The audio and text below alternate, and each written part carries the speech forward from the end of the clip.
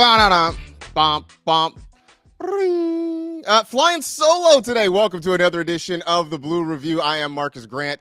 Glad to be with you. Our man Greg Bergman is on a well-deserved vacay for the next couple of days. And our man Parker Bell, apparently down with a little bit of, post-opening day flu, I guess is kind of what it is. So, Parker, rest up, get better. Hopefully we'll get you back here next week. But before we get too far into this, want to shout out the folks at LAX. They are reducing travel times, trying to improve the travel experience. Of course, all sorts of changes coming daily to LAX. So be sure to go check them out at flylax.com. Of course, I can't do this by myself. I mean, I could sit here and do this by myself for the next 25 minutes, but you would all be sick of me. So in order to prevent any of that, happy to be joined by our friend and the host of Dodger Heads, the one and only Jeff Spiegel. Jeff, happy post-opening day. Good to see you, man. How are things? It's good, man. I said right before going on, we only have 159 more wins until we complete the 162-0 season. So, we're off to a good start. Yeah, absolutely. I have friends across the country, was texting with them as the day was going on. One of them said she was in a bar in Chicago, and the bartender looked at her and said, so you guys were trying to be the first 162 wins? And the answer is obviously yes. Yesterday, the Dodgers in what I'm calling faux-opening day, because they had already played two games before they got to this one. They hang on for a 5-4 victory over the Detroit Tigers. A lot of ups and downs in this one. Want to kind of get into that one, Jeff. Want to start with Blake Snell, a guy who has been a Dodger tormentor for many years now, is wearing Dodger blue. Up and down start. I thought it was rocky at times. Overall, I think generally effective. What were your thoughts on seeing Snellzilla in Dodger blue for the first time? It was funny afterwards because we had somebody on our post-game show say, man, Snell nibbles, I hope it gets better. And me and Blake and Anthony, who were on our show, were all kind of like, hey, get used to this. This is the Blake Snell experience.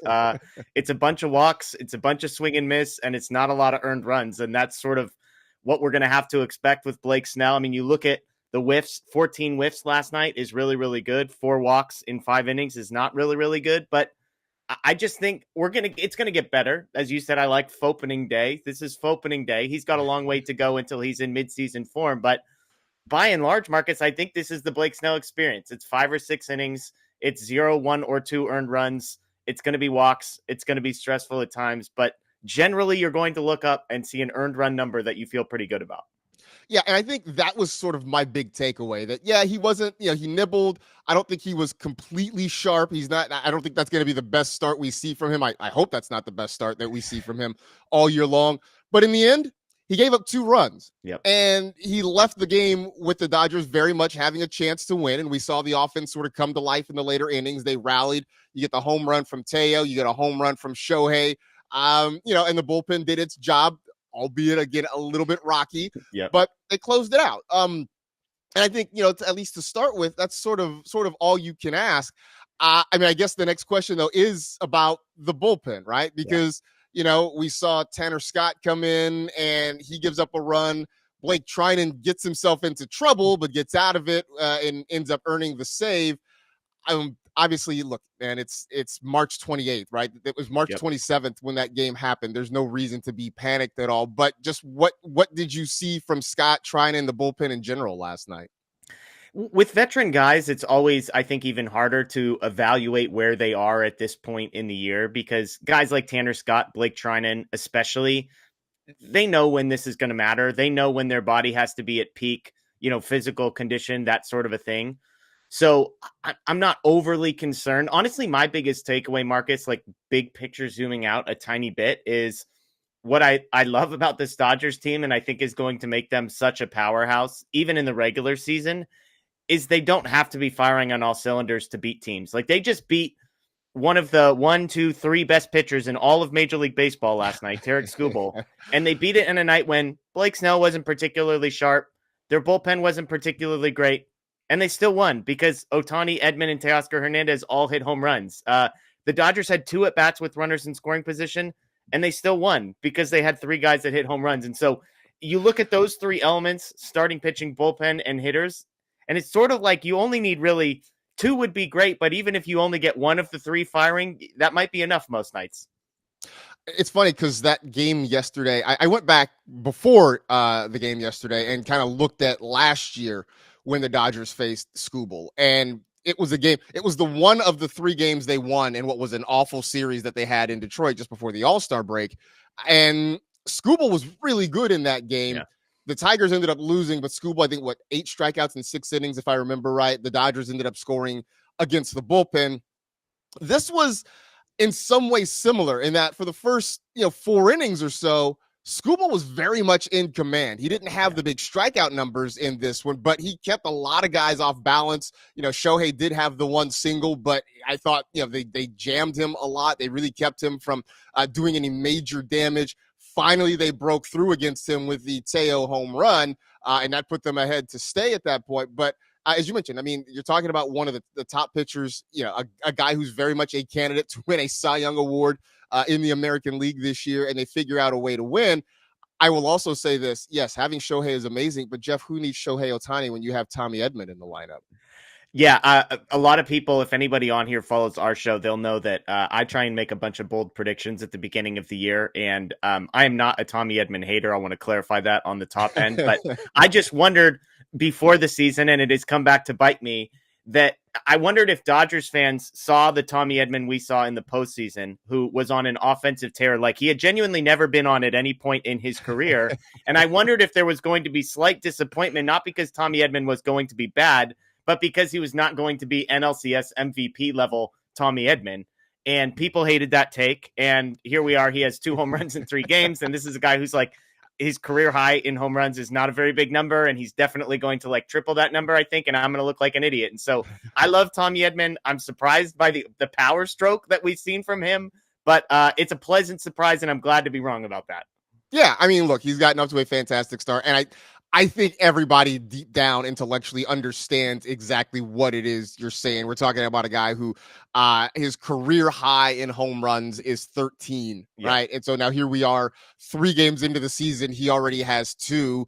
I'm trying to do the math on that one. A home run, there are 2 home runs out of every 3 games. He's on pace for 100 some odd home runs this year, obviously. 120 maybe, or 115 or something like that. Something like that. I mean, that's just math. So obviously that's what it's going to be this year. Otherwise though, I mean, here we are, Jeff, 3-0 starting the season. We sort of joke about the whole 162-0 thing. But I mean, it feels like this team is nowhere close to being, I guess, ready isn't quite the right term, but I mean, look, they're still working things out, right? I mean, Mookie's still coming off an illness. Freddie was banged up to start the season. They have 11 pitchers on the injured list to start the year, and somehow they're still undefeated in the first 3 games of the season. Your expectations? I mean, we on this show we talked about walking into 100 wins. Yeah. What's the sky seems the limit with this team this year. Yeah, I said before the year, I think they're going to set a franchise record for wins. I think it's going to be a big number. And I know it's hard for people to conceptualize that from afar because you're thinking about man, are they really going to win, 4 out of every 5 games for the entirety of the season or whatever the number is? But when I look at just individual, the micro level of game by game by game, these are the type of games that lead me to believe because you don't have to try especially hard every single game to go out and win. I cannot stress enough. They just beat one of the 2 or 3 best pitchers in all of Major League Baseball last night on a night when Freddie Freeman went 0 for 4. Mookie Betts is 20 pounds down. Miguel Rojas was starting at second base because Kike Hernandez wasn't playing. They're doing whatever they're doing with Michael Conforto. And the Dodgers, with 7 hits and 2 at-bats with runners in scoring position, a starting pitcher that wasn't at his best and a bullpen that wasn't their best, they still won. I think there are going to be a lot of these games where Ohtani's going to win them some games by himself, and then Mookie's going to win some games by himself, and then Yamamoto's going to win some games by himself. I just think a lot has to go wrong for this team to lose a bunch of games, so I just see them winning way more often than not. And I know that's not a hot take, but I really think this team could win 115 games. So I was going to ask you about that, too, because we were talking yesterday with Travis Rogers, and I asked, obviously the Major League record for wins is 116. The expectation is this team is going to win 95, 98 games just in its sleep. Yeah. If they find themselves in late August, in September, and 116 is in sight, look, we all know the goal is to win another World Series, but would you be surprised if maybe Dave Roberts turns it up a little bit and tries to chase that number?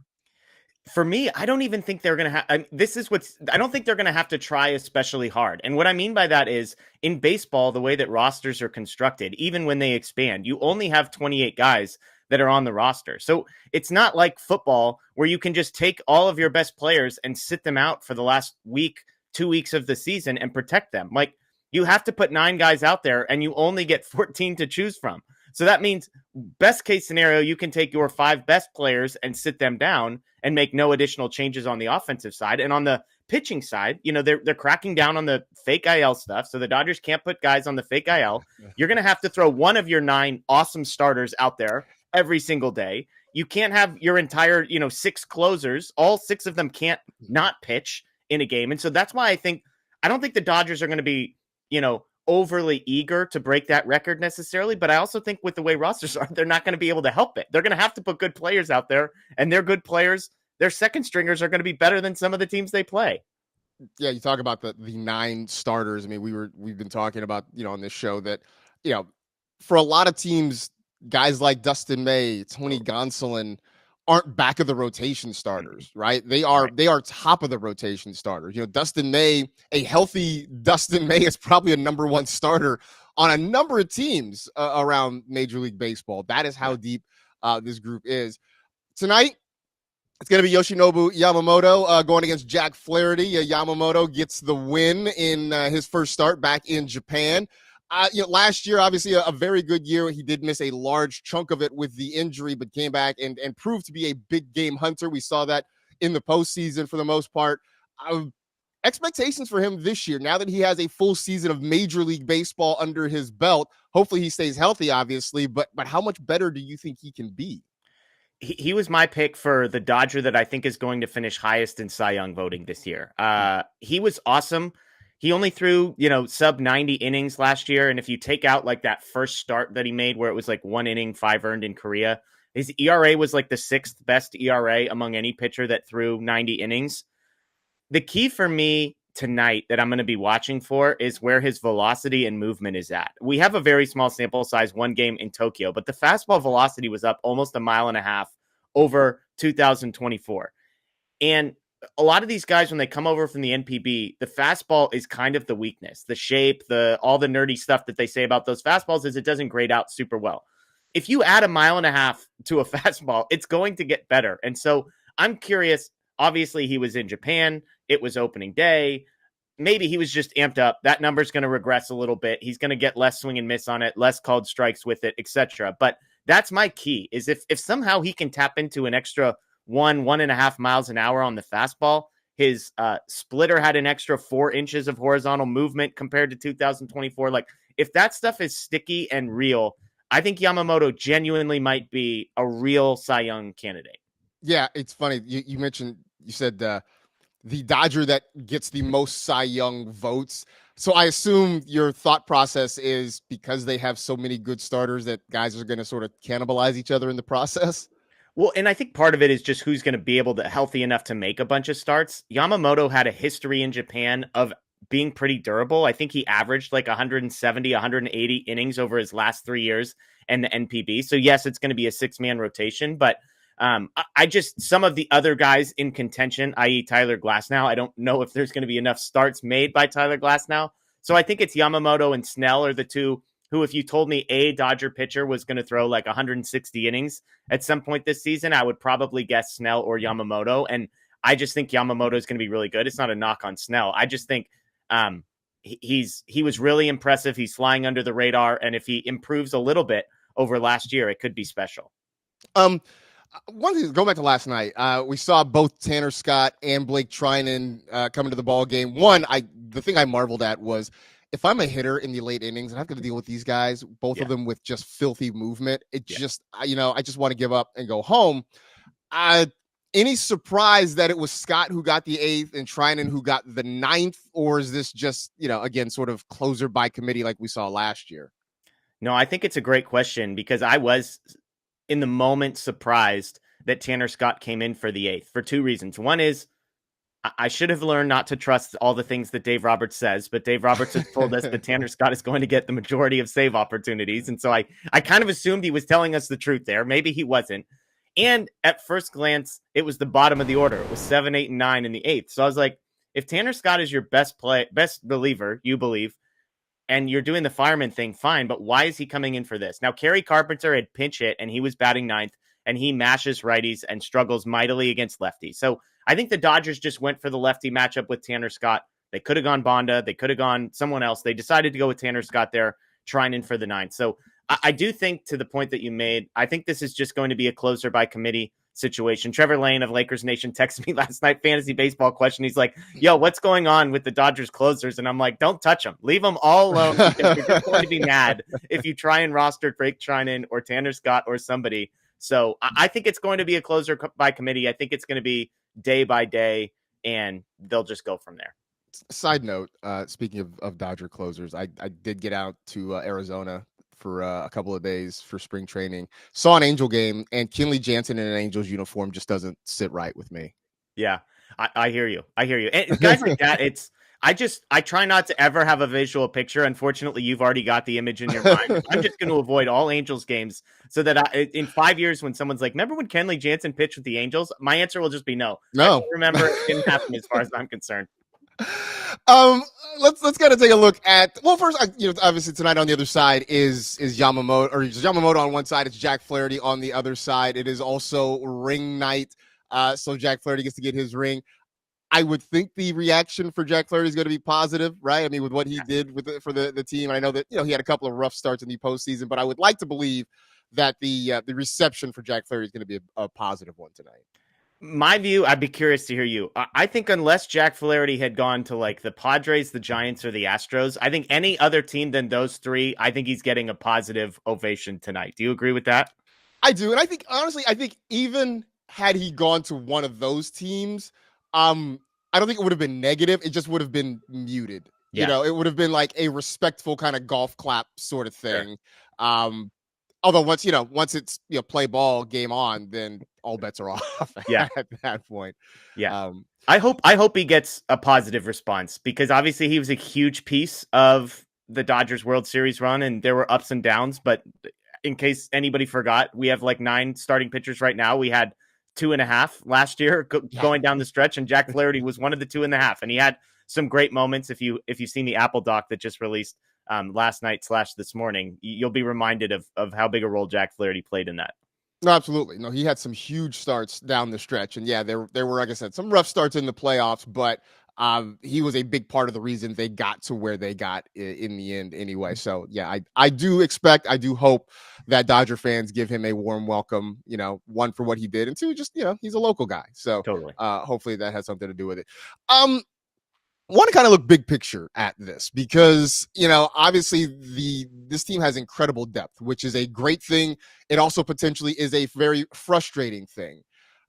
For guys who are not expected to be everyday players, the Michael Confortos of the world, the Chris Taylors of the world, what happens long term? Because I think, especially with a guy like Chris Taylor, it feels like they want to sort of give him that opportunity to sink or swim. But I just wonder, in the long term, even on a team this good, are there enough at bats for Chris Taylor to kind of make his point for this season?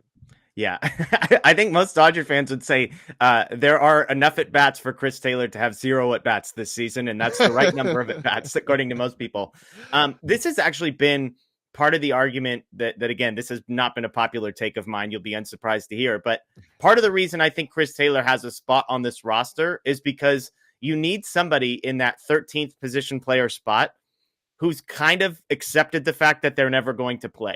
Like, that spot can't be taken by James Outman or Ha-Seong Kim or Dalton Rushing. You just can't put somebody there who's never going to play.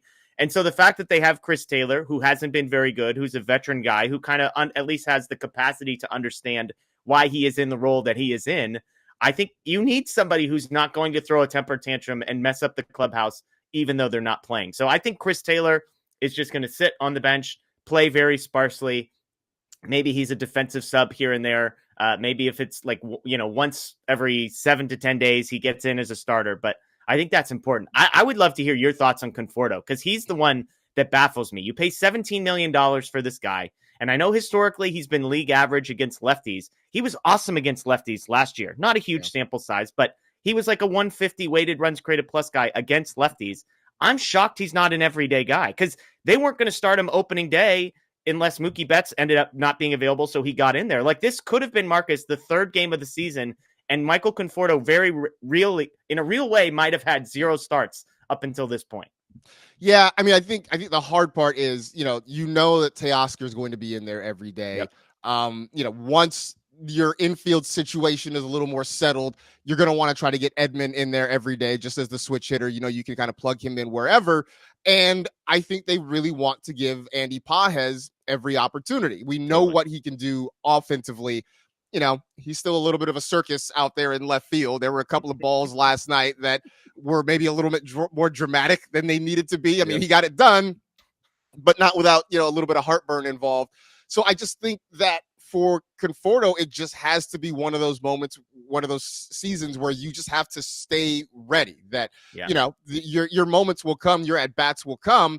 It just may be that, you're only in the lineup 2 days a week, 3 days a week at the most. And so it was a little bit of a confusing signing just because this is a team that has so much outfield depth.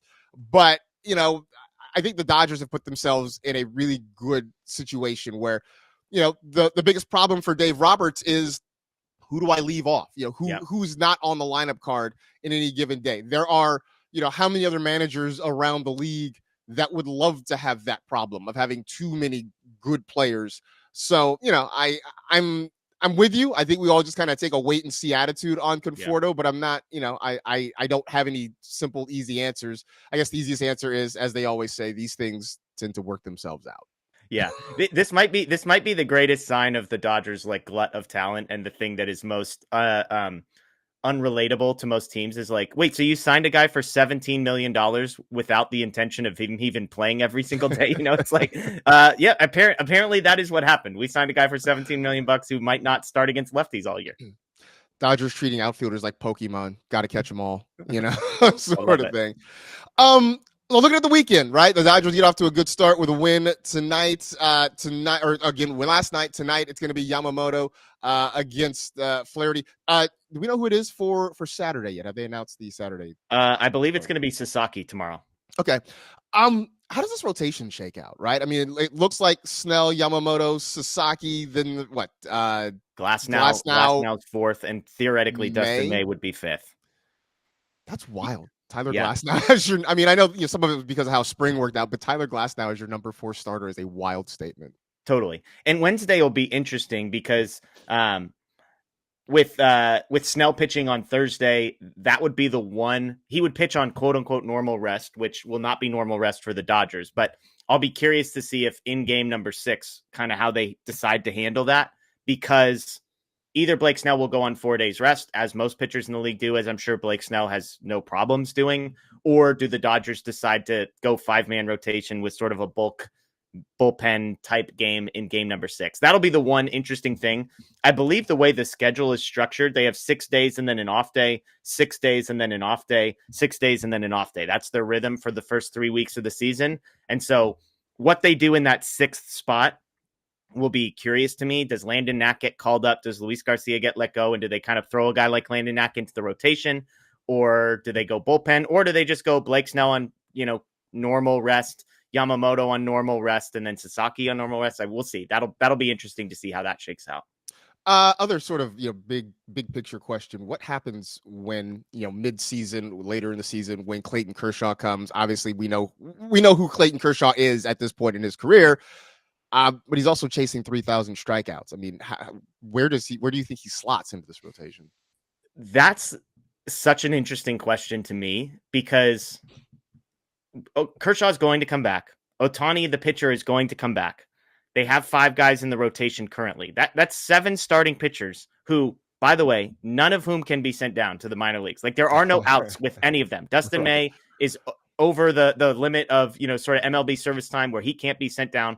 Tony Gonsolin's another guy that he technically can still be optioned, but he's like 2 weeks away from not being able to be optioned anymore. And so by the time he comes back up, he probably won't be able to. So that's 8 starting pitchers that you can't really do anything with. That will be, I think, Dave Roberts, Andrew Friedman, Brandon Gomes. That will be their greatest challenge, I think, is figuring out the roster construction. And if you have 16 relievers and pitch starters combined, who none of whom can be sent down, and you're only allowed to keep, even with Ohtani, you can keep 14 of them.